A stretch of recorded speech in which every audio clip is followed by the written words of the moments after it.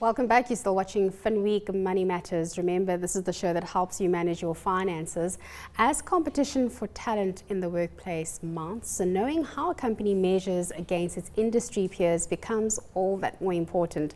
In order to remain competitive, companies need to hire the best people. And the more attractive the company is, the employer, it will be a lot more easier for them to convince those particular gifted individuals to work for them.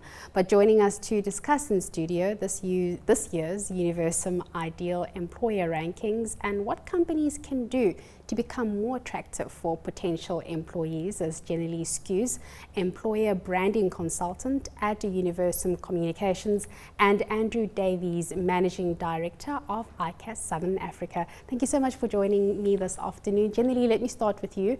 Who are these highly ranked employers that are out there, and what methodology do you use to say, okay, this means that you're a really good employer, therefore you might want to look at that one? So what we've done is we've actually gone out and surveyed over 45,000 students and over 20,000 professionals in South Africa and asked them a range of questions around their career preferences, their career goals, what they'd like to achieve with their careers, and included in that is which companies they'd actually like to work for. And from that we draw a list of rankings based on area of study about which are the most attractive employers in South Africa. And what we saw this year was in the business rankings, the big four audit firms were extremely strong, good competitors, KPMG, EY, Deloitte and PwC. And we also saw a lot of the state-owned enterprises coming up very strongly as attractive employers. Let's come to you, Andrew. Why do you think it's very important for employers to be cognizant about, being very attractive to potential employees?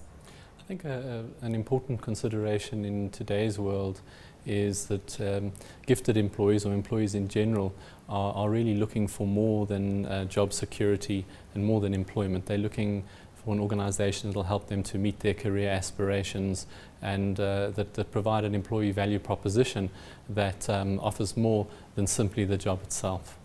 I want to stick with you before I come to you Jenali, but how do you keep employees happy and engaged? There are a number of different things that organisations can do. I think the engagement is really the key word, which is the emotional commitment that employees have to the organisation, to the job. It's the alignment with the goals of the organisation.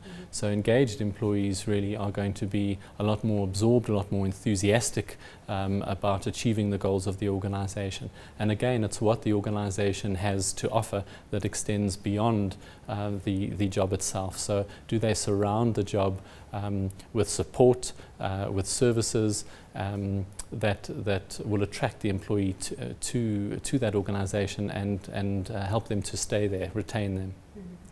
Retention is certainly key. Generally, you and I have been talking about top employers for the past couple of years. Just picking up on what Andrew has said, are you finding that there are, common companies that consistently stick in the top 5 or in the top 10? I mean, they must be clearly doing something right. There definitely are a few companies that are consistently coming out as some of the most attractive employers, and a lot of those that I mentioned before, so the audit firms. But we also see organizations, local companies like SAB and Investec performing extremely well in the rankings. And I think the one thing that all these companies have in common is that they really listen to their employees and also listen to external talent in terms of what they want. So they're constantly trying to learn more about how they can be a better employer, how they can be a more attractive employer, and then really taking action on those insights.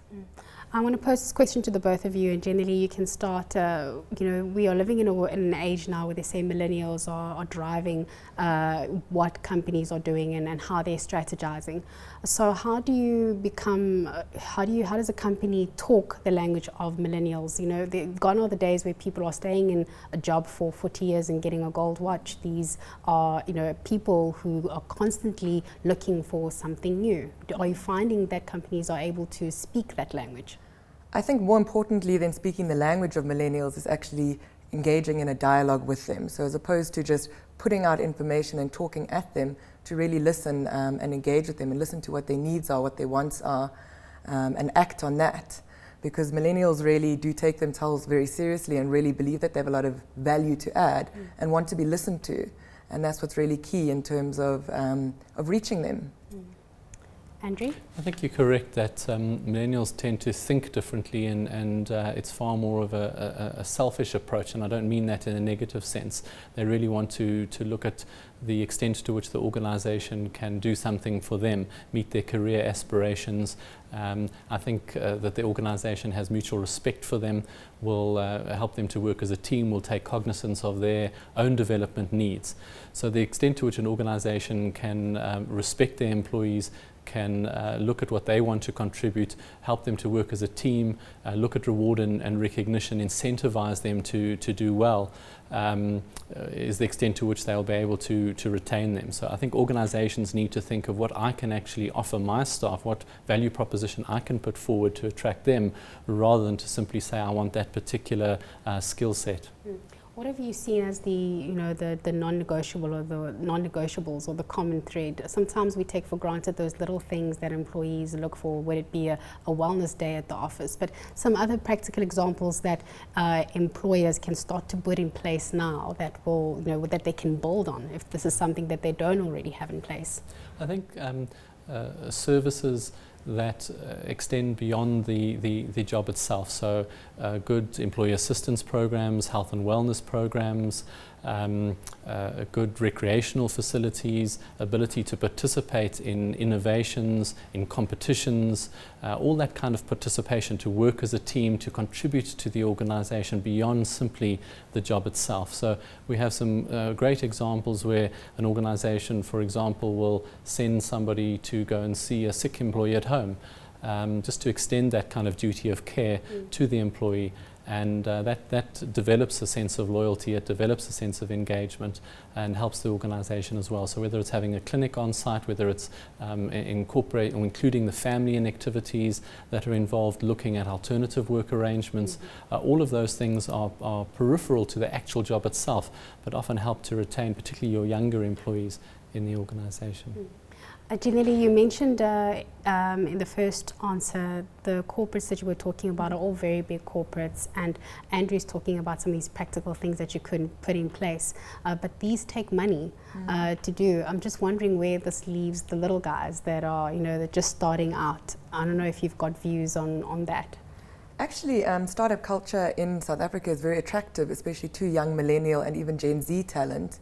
And there are additional benefits that sit outside the job in those organizations as well. And obviously it's not the same kind of money-loaded benefits, but they often offer a lot of flexibility, the opportunities to work on once-in-a-lifetime opportunities, developing a new app or a new product. So even if you don't have necessarily huge budget to be a great employer, to have all these tangible benefits, there are still ways that companies can do that through great work-life balance, flexible working conditions, having some kind of creative work environment, and that is also very attractive, yeah. I think I very much agree. It's not just about money, it's about a culture of care and an attitude towards employees, which often needs to come from the top down, and a lot more can be said for that than simply having expensive services in place. Nurturing your talent. Yeah. It goes back to that. Thank you so much for joining me this afternoon. A very big thank you to Jenali Skuse, employer branding consultant at Universum Communications, and Andrew Davies, managing director of ICAS Southern Africa. Be sure to go and get yourself a copy of this magazine. It is available at your nearest store. If not, you can just go online and have a look at those interviews and some of those articles being written. Well, until the same time, not next week because it is a public holiday, but the week after that, have a fantastic one and take care.